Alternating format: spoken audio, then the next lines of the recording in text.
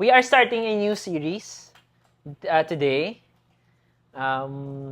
We will be talking about, last month, we talked about perfect love. We talked about the love of Christ, how it transforms us, how much He loves us. No? So, yung bagong songs pala natin is, if you still have access to our Spotify playlist, nilagay lang natin dun. So, the reason why we put it there, yung mga songs natin for the month, para when we worship, di ba mahirap pag worship, hindi mo alam yung message ng kanta, yung song. So, what we'll do is, we'll repeat it every Sunday, yung mga songs. So, if you want to worship, use it as a worship, you can use the Refresh 2025 playlist. So, nandun yun sa Spotify, yung link nandun yun sa chat. Alright. Now, meron tayong pera sa, sa screen. Sino gustong maraming pera? Sample. Okay. But before that, let's pray. Father, we thank you for your goodness. Father, I pray that you give us understanding.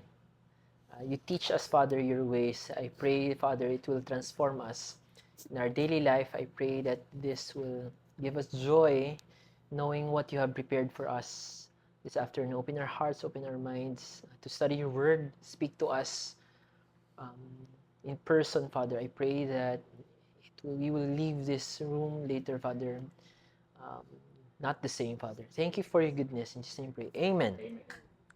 Alright, so may mga questions ako dito. May mga questions ako, and then I might ask you. But imagine you have a lot of money. May pera ka. No? Meron tayong pera, no? So, hindi lang imagine, dapat totoo, no? Amen? Sige, wait lang. Ba't hindi nag-ano?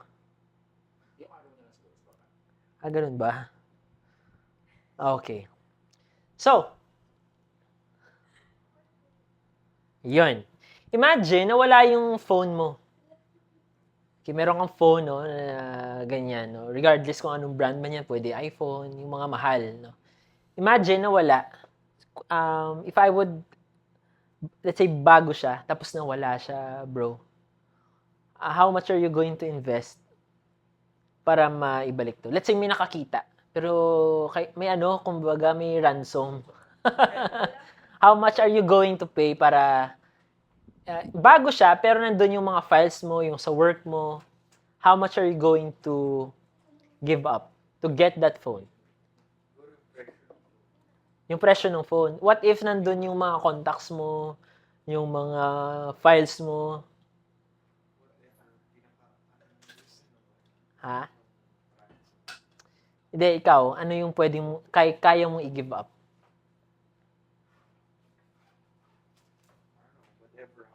Whatever how much. Okay.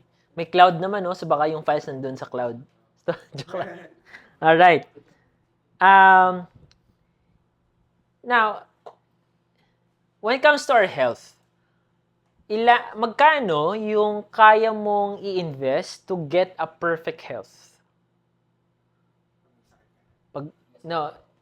Regardless kung may sakit ka or wala, to get a perfect health. Magkano ang gusto mo, ang kaya mo, or ang willing ka i-invest para makuha yung perfect health? Whatever it takes, you know. Pero what do you think? Is it worth millions, billions? More. For example, may family member ka or loved one ka na in trouble. Let's say malaki yung kanyang utang. Question ko, are you willing to give up everything you have para matulungan siya? Langga pag nabaon ako sa utang, tutulungan mo ba ako? Magbibenta ko ba ng maraming painting? Para matulungan ako? Yeah. Really? Bibenta mo yung ano mo? Okay. So, ito, medyo okay yung mga sagot natin doon. Pero itong last question. Would you pay your life to save someone else's life?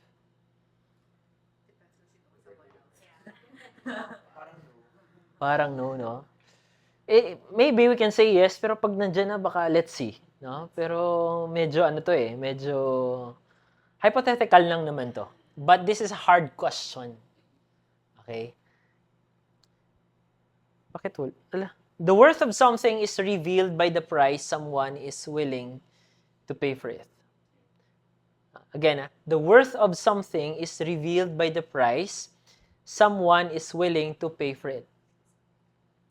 Imagine someone willing to give his or her life for someone else. That's the worth. If it's life, no? That's the worth. Sadly, marami sa atin, we don't know our worth. We don't know the cost why we have this life. So, malalaman natin if we don't know our worth is when malalaman natin yan the way we live. So, if you are wasting your life, you don't know how much you're worth. And for this series, we will be talking about redemption plan, redeemed. So, ang kanta kanina natin, isa yun sa mga favorite ko na songs all time. Maliit pa lang ako, kinakanta ko na yung kanta kanina, yung Redeemed by the blood of the Lamb. Kasi,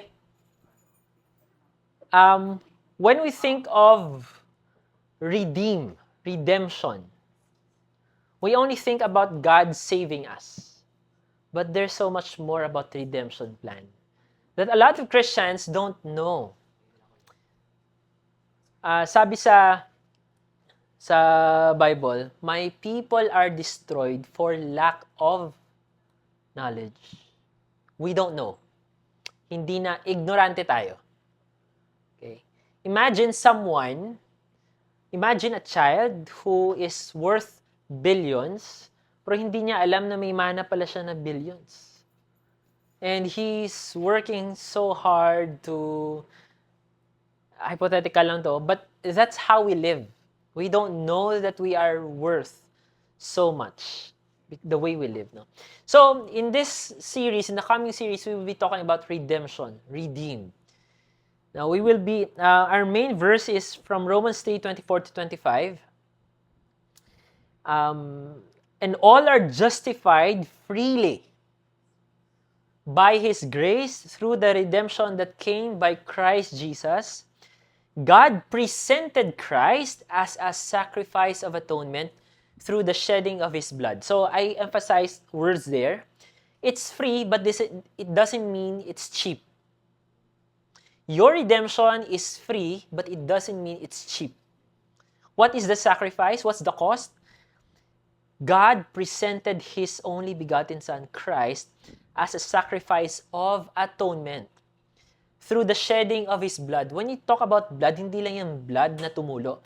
Blood means life. To be received by faith. You don't earn your redemption. It's a gift. It's by faith.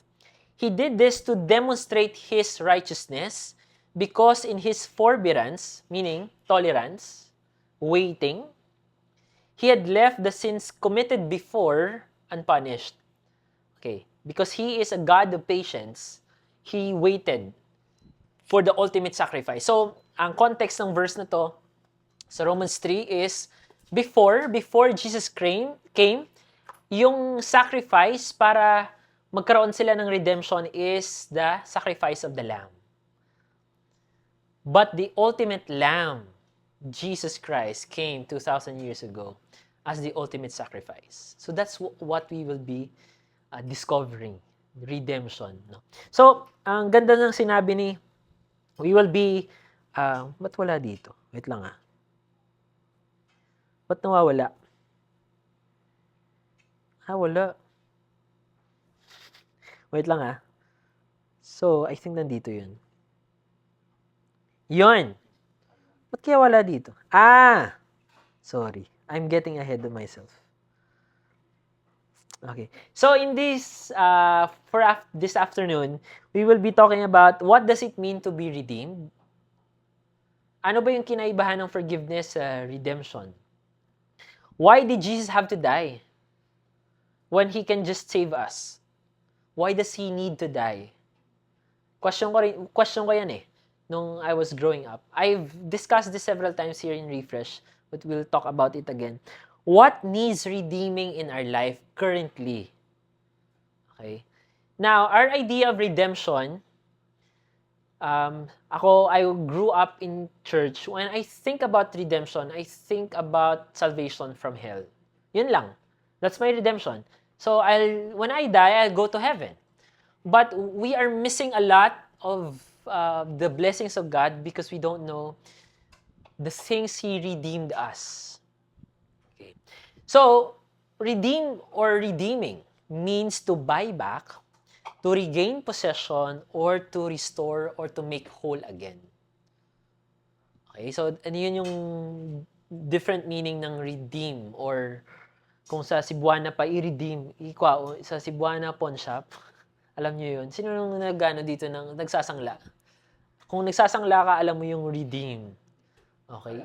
I-redeem kay basi remata. Remata din bang tao sa Tagalog? Okay.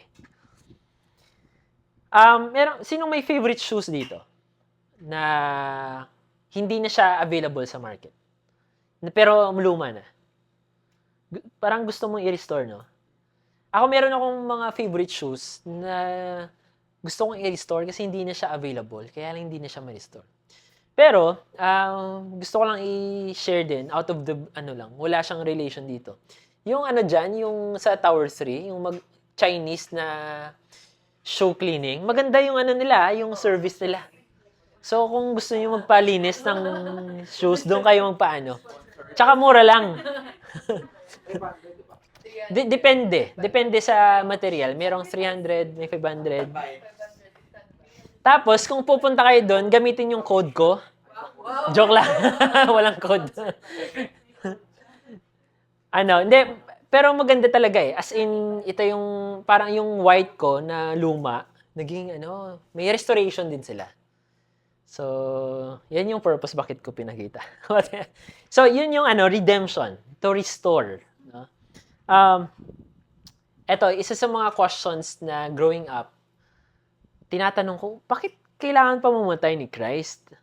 Why does He have to die? When He is a God, He can just save us, right? Pwede namang hindi siya pumunta sa krus, mag-sacrifice, no? But, sabi nga ni Piper, isa sa mga favorite preachers ko, the wisdom of God has ordained a way for the love of God to deliver us from the wrath of God without compromising the justice of God. So, yun yung sa verse natin, sa Romans 3, tingnan nyo, to demonstrate His righteousness. If ang kasalanan walang kabayaran, will God be a God of justice? Pag ang isang kasalanan, for example, pag merong isang kaso dito sa Pilipinas na hindi nabigyan ng hustisya, anong ginagawa ng mga tao? Nagrarally, they cry out for justice. No? So, for example, 'di ba merong bridge na nasira. So that's corruption. Many people are raving about it in the internet because they demand justice. Because that's criminal. That's corruption. We don't deserve that, no? So, pag hindi yan inaksyonan ng gobyerno, anong magiging perception ng tao sa gobyerno pag hindi nila inaksyonan yan? So, they are not delivering justice. So,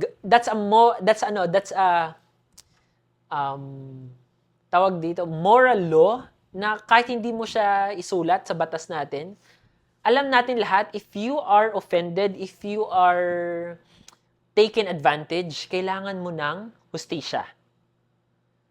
So, minura ka nga lang sa social media or nag-away ka nga lang kayo sa office, politics sa office, di ba, kailangan mo ng hustisya. The same thing with God. He established the law about justice. So, if we have committed sins against God, kailangan may hustisya. There should be punishment. There should be wrath. Kasi pag hindi niya inaksyonan, He claims to be a just God. So kung hindi niya actionan, he will be a liar. But God does not lie. So, he cannot also compromise his love. So the reason why, ang ganda dito ng verse, no, ng verse natin, we are justified, we are made right. Kumbaga, you are declared righteousness. Not because you have done good, not because you are good, not because you went to the church today, not because you prayed, not because you read your Bible, not because you gave to charity. You are justified freely because of Christ, His sacrifice. So, God is so wise, the wisdom of God, sa cross, the wisdom of God, the wrath of God, the love, and the justice of God, nag-meet doon sa cross. So, a cross is so powerful. So, no religion can offer that. In other religion, they tell you, do good works, and you will earn a lot of points para pumunta sa langit. Ligtas points, langit points, no? But God has given you that gift already freely.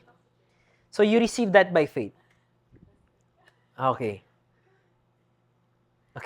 Now, para maintindihan natin yung redemption, to buy back, to restore, in the first place, ano bang nawala sa atin?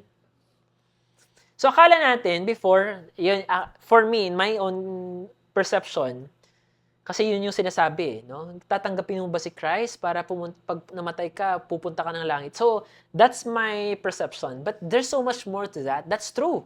But there's so much more to that.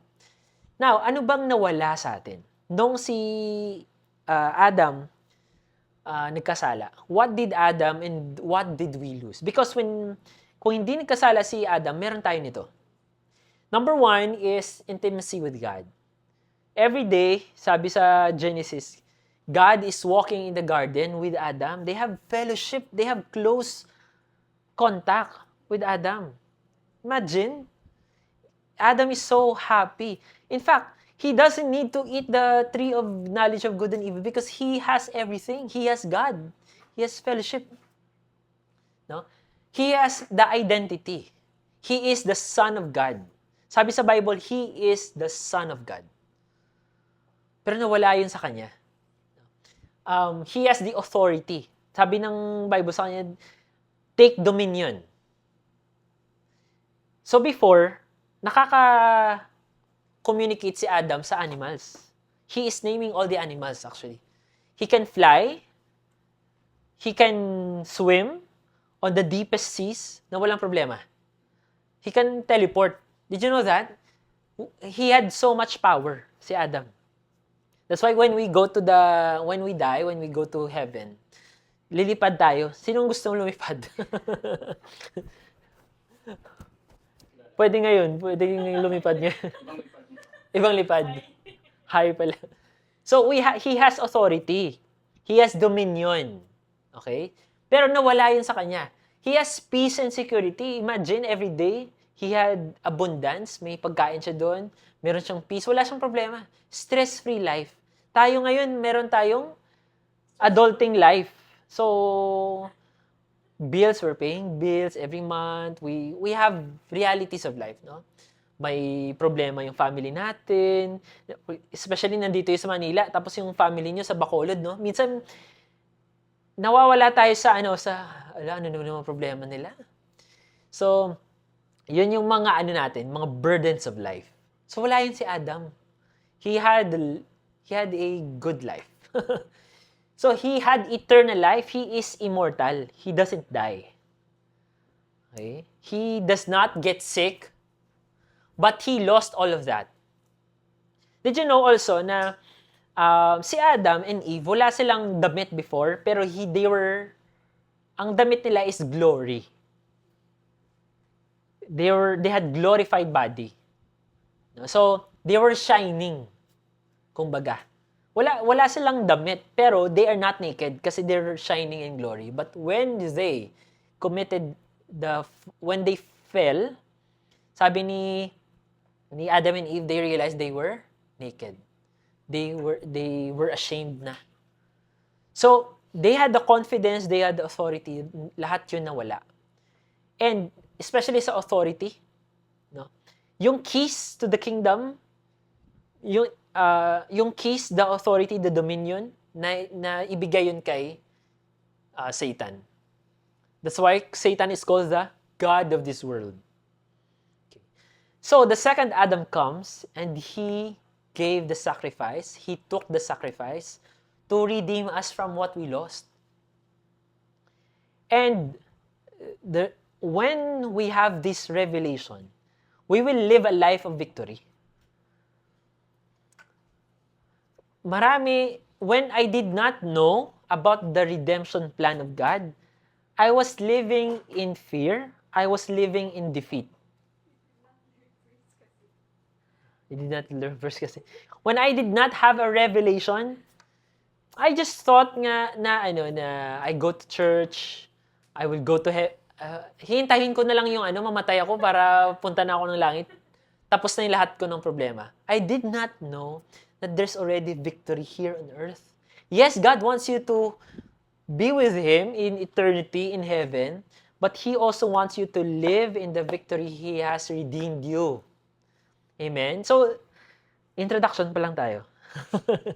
Yan. Okay. So, what did Jesus redeem us? Siyempre, kung ano wala sa atin, He will buy it back. He will restore what you lost. So, again, marami din, no, may kilala ba kayo or baka tayo? No? Baka tayo? Or was there a season in your life na you are just settling for less? You're settling for mediocrity na dito na lang ako kasi parang okay naman ako dito eh. Now, I'm not saying that you go above and beyond na when it comes to finances or hindi naman sinasabi na you skyrocket talaga na yun yung definition of success, no? But we live every day trying to survive, but we are not thriving. Christians are meant to thrive, not survive lang. Okay na ako dito, may pangbigas-bigas lang, okay naman yan. Okay naman, pero God has bigger and better plans for you. He wants to reveal it to you personally. Amen? So, what did Jesus redeem us? Number one, intimacy with the Father. John 10:27, my sheep hear my voice, and I know them, and they follow me. So before, Adam can fellowship with God. He lost that. He was sent out of the garden. Okay? So he lost the fellowship. Ito yung pinakamasakit. Intimacy. Imagine someone you love, someone who loves you, wala na kayong communication. Hindi na kayo makapag-usap ng diretso. Imagine that lang on a personal and human level. Someone you love, think about someone you love, hindi mo na siya makakausap. Diba? Parang mas masakit pa to sa breakup no? It's not really the life that Adam was living, it was the relationship. It was the quiet moments in the morning, naglalakad sila ni Jesus. No? Kasi sabi sa Bible, God was walking in the garden with Adam. Imagine, baka kumakanta sila, kumakain sila, nagtatawanan sila ni God. But he lost that.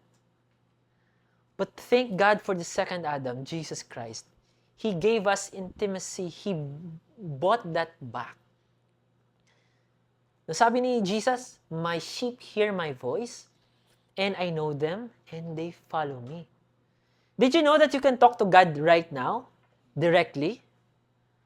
You don't need to go to someone. Ito yung common, no? Nung college ako, or even when I was already working. So, ang tawag sa akin, parang may sila na, Pastor Daniel, pwede mo ba akong ipag-pray kasi malapit ka kay Lord? Yes, I can pray for you, but you know that you have access to God? Did you know that you can talk to Him and He is listening to you and you can actually hear Him? Now, sabi dito, the question is, can you really always, can you hear God's voice audibly? In my experience, marami akong mga instances where can I hear a still small voice. But sometimes, nawawala yun when we are distracted with life. No, hindi na natin alam yung voice kasi puro tayo social media. I'm not against social media. Pero what we feed our minds, we don't feed our spirit, we feed our minds. Okay? So, for example, si Janine, since palagi kami sorry, ikaw lang palagi yung example. Wala na akong ano eh. wala tayong social life. Hindi, on a serious note, si Janine, kahit nakapikit ako, pag hindi ko siya nakakita, alam ko yung boses niya. Kasi palagi kaming nag-uusap. So, the frequency breeds familiarity. Okay? Frequency breeds familiarity. So, the reason why we cannot hear God's voice, medyo foreign siya sa atin, strange siya, kasi the frequency. Hindi tayo masyadong nakikipag-fellowship sa Kanya. Okay? But He's always available. Marami akong instances na nasa problema ako. Lord, magkakaroon ako ng short prayer. Lord, tulungan mo ako dito. Kailangan ko ng tulong mo dito. And I had many instances where He is delivering, no? I know that He's doing it, and He can listen to me. So, that's my encouragement to you. The more you spend time with God, the more His voice becomes louder. Baka kasi yung voice na naririnig natin is balita, yung problema dito sa Pilipinas, yung problema ng kaibigan mo, or yung mga artista, no? So, baka yun yung nafe-feed natin.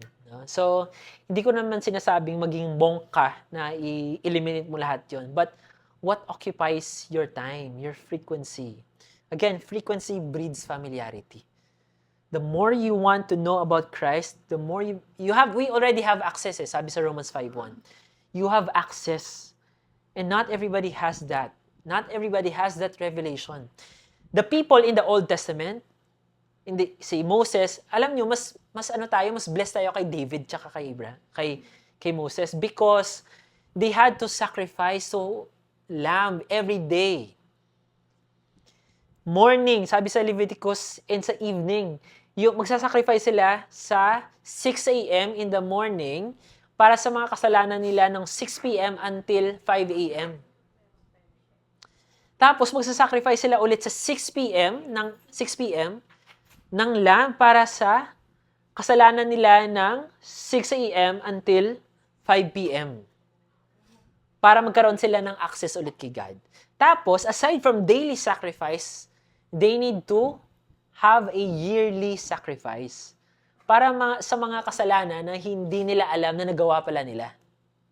Question, may mga kasalanan ba tayong hindi mo alam, nagawa mo na pala? Diba? Kahit may thought ka lang na, sabi ng Bible, if hindi ka lang naniwala kay God, that's sin. Pero did you know that you already have access? Because Christ's sacrifice is once and for all time. So that's the intimacy that God has given us, that Jesus already has given us. Hindi mo na kailangan pumunta pa sa isa. It's good to pray for each other, to pray, I will pray for you, Ninyo will pray for you, you will pray for me, but know that you already have access to God. Right away. Hindi mo kailangan na dapat muna ako. Yung iba kasi, hindi sila nagpipray kasi dapat malinis muna ako. You're already clean in the sight of God. You don't come to God na maglilinis ka muna ng life mo. No. You come to God as you are because you're already clean through the sacrifice of Christ. So, intimacy with the Father. Pwede ka magtawanan ni God. No? Treat Him as your best friend. Your Father. Okay? Number 2, identity in Christ. So, God redeemed us to have this identity. Marami sa atin nagkakaroon ng identity crisis. No? So, because you are His sons, God sent the Spirit of His Son into our hearts, the Spirit of who calls out, Abba, Father. So you are no longer a slave, but God's child. And since you are His child, God has made you also an heir. So when I say identity crisis, we treat ourselves as slaves. We look ourselves as parang timid tayo, fearful. My favorite basketball player, Kobe Bryant. One of the stories na shinare niya, nung bata siya, one of the reasons why he's one of the GOATs, one of the greatest of all time na basketball player, nung bata daw siya, meron siyang nag-try out. Nag-try out siya, naglaro siya, tapos parang hindi siya nakashoot ata. So, grabe yung iyak niya. So, pumunta siya kay papa niya. Sorry, hindi ko nagawa yung mga expectations mo sa akin. Sabi ng papa niya, ito yung nag-change daw ng life niya. Sabi niya, I want you to see you do well in basketball. But before I don't love you because you're performing well sa basketball. I love you no matter what, whether you score 0 points or 60 points. Kahit mag-fail ka, I love you. Yun yung assurance ng papa niya sa kanya. Sabi ni Kobe Bryant, because of what his father said, it gave him now room to be confident, to not be afraid to fail. Because he knows that his identity is he is love. He is the son of his father. And right now, Christians, when we think of God, we think of performance. Kailangan ganito ako, kailangan ganyan. Nothing wrong with serving, nothing wrong with praying, reading your Bible. But He loves you. Yun nga, example ninyo last time. When you describe, question niya, can you describe your relationship with your wife? So kung i-base siya sa active performance sa bahay, nagugas ka ba ng pinggan, that's not relationship. That's performance-based relationship. Hindi ka love because of who you are. You are loved because of what you can give. But that's not how relationship works. Diba? So, please know that you are sons and daughters. And God loves you no matter what. Now, you have the confidence to face anything. Kasi minsan nga ako, sinasabi ko, medyo mayabang lang ako, sinasabi ko dyan, medyo mayabang ako, pero that confidence is from Christ. So kahit hindi tayo ganun ka Piolo Pascual, yung mindset, no? Yung mindset natin is anak tayo ni God. Anak ka ni Christ, anak ka ni God. So you can face anything. So in your work, when you know that you are the son of God, in your work, in school, anak ako ni God, I can do anything. Diba? So I will not be performing well in school, in work. I will perform well not because I have to please my boss, but because I know I am the son and daughter of God. So ang goal is to be the best worker to be the best version of a student you are, or the best version of a worker you are. Not to compete against, but ipa-meet ka man sa mga bilyonaryo, mga leaders ng country, hindi ka takot. Si Paul ganun Apostle Paul, sabi niya, God is not a respecter of person. Meaning, I can face anyone. Si Paul, he faced anybody. He faced kings, he faced governors, rulers. He can talk to them. Sabi niya, because I know, sa Galatians 2:20, no? Isa sa mga favorite verses ko, he knows that God loves him. It is no longer I who lives, but Christ lives in me. So, Christ restored that. Number 3, speaking of identity, authority. You now have authority. No? Sabi ni Christ, I have given you authority to trample on snakes and scorpions and to overcome all the power of the enemy. nothing will harm you. What does the enemy do to you? Marami sa atin are limited. We're living in defeat, not in victory, because we are living in fear, we are living in addiction, obsession by the enemy. So, ngayon, sa generation, I'm not sure, pero naging sikat yan parang sa internet, no? Na yung Gen Z daw are living in depression, may word na mental health, no? So, yes, those things are valid, but you are not defined. God has given you authority over that. No? Yes, totoo yun, no? Na people are living in anxiety, living in depression, but you don't have to stay there. No, we all feel sadness, we struggle. But you are meant for more than that, to live there, no? You have authority. I have given you authority to trample on snakes and scorpions, meaning the oppression, the addiction, or kung ano man yung, think of something that the enemy is using to limit you. And you have authority over that. It could be sickness. It could be defeat in areas. It could be financial problem. Okay? So, it could be, parang, meron yung mindset before na, parang malas ko, no? Yun yung mindset ng mga ibang Pinoy. Ang malas ko. That's not biblical.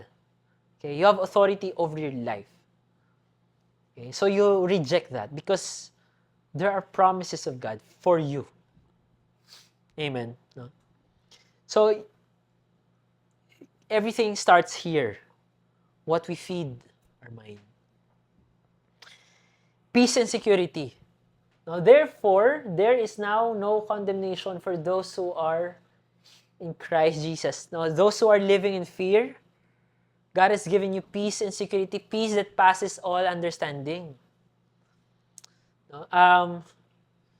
Kanina, sinasabi ko kay Janine. Kasi medyo, meron kasing, may utang sa akin. So, medyo kailangan ko siyang i-follow up. Dalawang tao to. Hindi nyo kilala. Baka mag-ulit, hindi nyo kilala. So, ayoko kasi mag-follow up ng utang, no. Actually, hindi siya utang, no. Kumbaga, para siyang refund and also para siyang security deposit ko dito sa Beacon actually. So, nawala ako dito November. So, ano na ngayon? March na. Wala pa yung security deposit ko. So, ang nice ko pa rin. Sige po. Okay po. No problem. Pero sa mind ko, ba't mo ginastos yung security deposit ko? So, ganun, no? So, sabi ko, ma'am, pag hindi niyo pa po ako nabayaran, nire-report ko po kayo sa admin, ha? So, sabi niya, sige, bayaran kita sa ganito. Tapos, hindi pa rin. Sabi ko, Lord, ikaw bahala. I have peace and security on you. Peace and security, tapos magkita na lang tayo sa presinto. Joke lang. So, peace in order. So, sometimes, we want to control that, no? Pero, the truth is, God wants you to yung mga nangyayari kasi na yun is nawawala yung joy mo, kumbaga, minsan. Pero, when you look into God's word, sabi ni Paul there, sabi ni God, rejoice, no? And He will give you, if you are anxious, pray. And He will give you peace that passes all understanding. Pag sinabing peace that passes all understanding, yung peace na hindi mo ma-explain. Bakit ako may peace?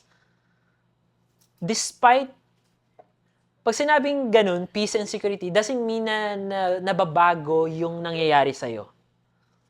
Yung kasi yung context dyan sa Philippians, Paul was, sabi dyan, I experience abundance, I experience lack. Pero yung attitude ko, I am in the spirit, I am peaceful. I have peace that passes all understanding. It doesn't mean mawawala yung problema mo. But you look into the promises of God and you are comforted that He is your provision. Yes, hindi natin dinideny may problema tayo. May mga bills tayo. Pero you're able to relax. Kasi you let Him do the work. Amen. So God, pag wala kang, hindi mo alam na God redeemed you from fear, anxiety, anong gagawin mo? Ha? Mag-worry ka. And not only that, hindi lang mag-worry, masistress ka, magkakasakit ka, magkakaroon ka pa ng away. So baka pag ilang taon pa, hindi mag-away na kami. Joke lang. Joke lang. Hindi pa naman. God's grace, hindi naman. So pero di ba yun yung mga road rage? Yung mga nagkakaroon ng away sa or yung iba sa social media, nagkakaroon ng away dyan. Yung mga utang dyan, di ba? Minsan, pinupost, no? So, nagkaroon ako ng idea. Hindi, I pray na hindi tayo umabot dun. Na, because you have peace and security, knowing that you're fine. So, the only God can give that. And of course, eternal life. Eternal life. So, when we think about eternal life, it doesn't happen after we die. It happens now. So, you have eternal life.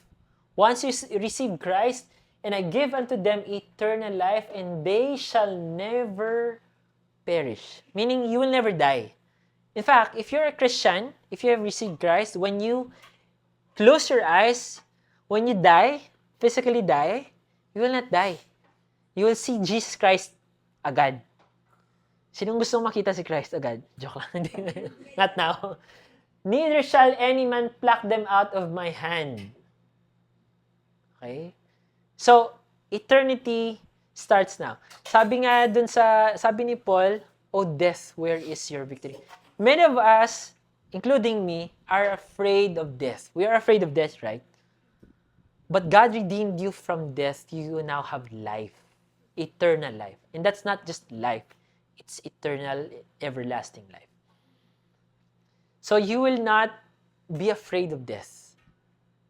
Sabi nga ni David, precious are in the sight of the Lord the death of His saints. Si Paul parang excited nga kasi puputulan siya ng ulo. Si Apostle Paul. Grabe, only God can do that. Puputulan siya ng ulo pero he's at peace. He's still rejoicing. Nasa kulungan siya, no? Only God can do that. Only a revelation of the redemption of God can do that. So my prayer is we all have that continuous revelation. Hindi naman yan isahan lang eh. God will reveal to you, no? And my encouragement to you all also is to take advantage of the access you have, the intimacy that you have with the Father. Okay, feed your mind with the Word of God. Feed your mind with fellowship of God. And you will see your worries, anxieties, sa work mo, sa mga problema mo, provision. The more you focus on the Savior, okay, the more you focus on the provider, you will focus lesser on the problem. What you magnify, what you feed. No? So question, are we walking in everything Jesus redeemed us for? No? Kasi nga, sabi ko nga kanina, marami sa mga Christians, they only think about redemption as heaven after I die. But we are not taking advantage of our earthly life right now. So that's my question. Are we walking in everything Jesus redeemed us for? Kung wala pa, it's not too late. Ask that revelation. Ask God to reveal to you His redemption, what He redeemed you for. Amen? Amen. Amen and amen and amen. Hallelujah. So, wala. Questions. Yeah, questions. Yeah, after kong questions, pwede tayo mag-prayer request and we'll have magsha-shot. Charis, mag-Lord's Supper tayo.